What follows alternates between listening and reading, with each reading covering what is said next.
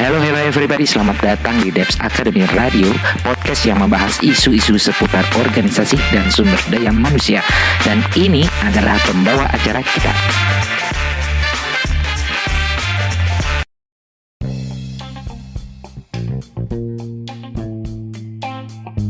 Halo profesional muda, jumpa lagi dengan saya Surya di Debs Academy Radio. Kemarin ada seorang teman yang bekerja di Human Resources. Ia melontarkan pertanyaan, gimana caranya mengetahui seorang operator memiliki decision making yang bagus? Apakah perlu seorang operator memiliki kompetensi decision making? Pertanyaan ini membuat kami berpikir untuk membahas tentang penilaian kompetensi manajerial dan bagaimana penerapannya terhadap pegawai teknis. Secara umum, kompetensi yang dikenal masyarakat adalah sebuah keterampilan atau keahlian. Ketika ada orang yang berbicara dengan bagus, terlihat pintar, dan apa yang dibicarakannya seakan-akan memuat konten yang berpendidikan, mereka akan bilang orang itu berkompeten. Seseorang dikatakan kompeten jika ia memiliki keterampilan atau keahlian di bidangnya. Ia mampu memahami masalah, menjelaskan masalah tersebut, menemukan akar masalah, dan memecahkan masalah tersebut secara efektif. Pertanyaannya kemudian adalah orang tersebut memiliki kompetensi pada jenis kompetensi apa? Dalam organisasi, kompetensi pada umumnya adalah keterampilan atau keahlian yang dimiliki pegawai, sehingga ia mampu menyelesaikan tugas-tugas pekerjaan yang diberikan kepadanya. Spencer dalam bukunya berjudul Competent at Work secara eksplisit membagi kompetensi menjadi 3 tipe, yaitu surface knowledge and skill competencies, core motive and trait competencies, dan self-concept competencies. Kompetensi pertama relatif mudah untuk dikembangkan dengan cara mengikuti pelatihan. Kompetensi ini lebih dikenal sebagai kompetensi teknis. Kompetensi kedua cenderung sulit untuk dilakukan penilaian dan pengembangan, karena ini merupakan karakter kepribadian gunung es. Kompetensi ini lebih mengarah pada area psikologi atau kepribadian. Sementara kompetensi ketiga yang terletak di antara dua kompetensi itu dapat diubah melalui pelatihan, psikoterapi, atau pengalaman yang positif, meskipun membutuhkan waktu lama dan agak sedikit sulit. Kebanyakan organisasi dalam melakukan penilaian kompetensi ketika penerimaan pegawai hanya berdasarkan kompetensi yang pertama dan kedua. Hal ini wajar karena dalam proses penerimaan pegawai baru, kegiatan penilaian kedua kompetensi tersebut lebih hemat biaya dan mudah dikembangkan melalui pelatihan. Namun, ketika organisasi melakukan penerimaan pegawai baru untuk pekerjaan yang lebih kompleks, maka penilaian kompetensi ketiga jauh lebih efektif untuk mendapatkan orang yang tepat. Self-concept competencies merupakan sikap dan nilai yang dimiliki pegawai dalam tingkatan manajerial. Kompetensi ini meliputi self-confidence, achievement orientation, quality focus, dan kompetensi lainnya. Kompetensi-kompetensi ini lebih sering dikenal sebagai kompetensi perilaku atau behavioral competencies atau managerial competencies. Metode penilaian yang digunakan untuk mengukur kompetensi ini adalah metode assessment center dan dilengkapi dengan metode behavioral event interview. Terkadang beberapa organisasi juga meminta penilaian dilengkapi dengan tes psikologi. Pada dasarnya, semua pegawai dapat dijadikan subjek penilaian kompetensi manajerial.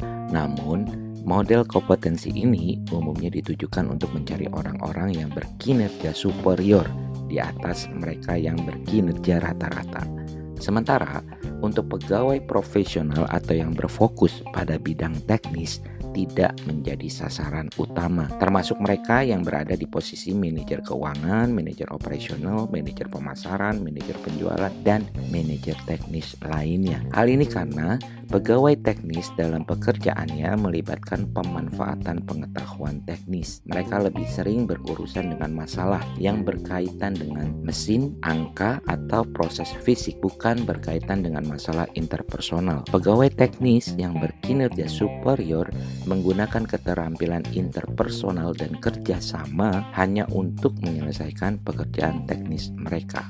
Dalam melakukan penilaian pegawai yang bukan menjadi sasaran kompetensi manajerial, beberapa organisasi menerapkan metode tersendiri, tergantung pada kebijakan perusahaan mereka. Ada organisasi yang menerapkan metode persentase kompetensi berdasarkan perhitungan mereka sendiri, seperti 30% kompetensi manajerial dan 70% kompetensi teknis. Beberapa organisasi memisahkan penilaian antara kompetensi manajerial dan kompetensi teknis.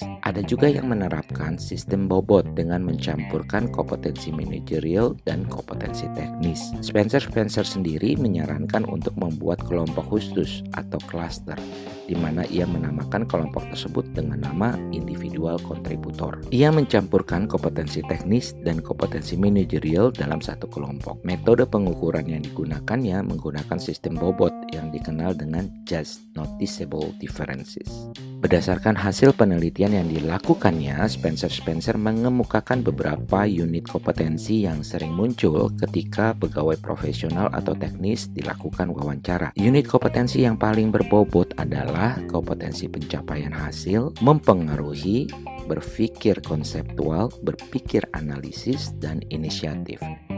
Pencapaian hasil adalah unit kompetensi pembeda dan paling sering muncul di antara pegawai teknis.